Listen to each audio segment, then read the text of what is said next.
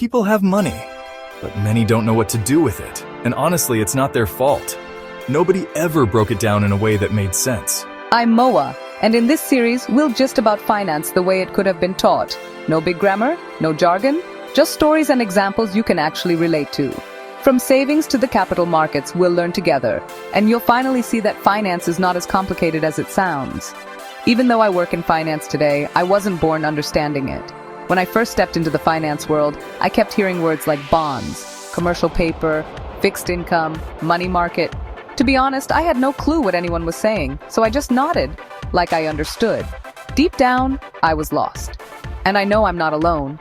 Most of us were only taught how to save, keep money in a bank, hide it in a piggy bank, maybe join an AJO, but nobody explained what happens beyond that. And even now, some of those big words still confuse me. Here's the truth. Saving is only the beginning. The bigger world of finance, the markets, the investments, the structures, that's where real money moves.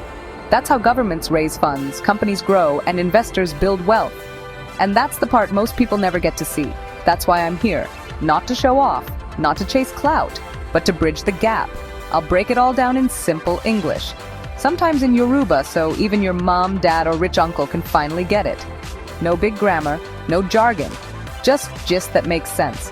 And I don't claim to know it all. When we hit a topic that needs deeper knowledge, I'll bring in professionals so we all learn together. So if you've ever felt like finance talk was flying over your head, relax. This space is for you. Welcome to the first deposit.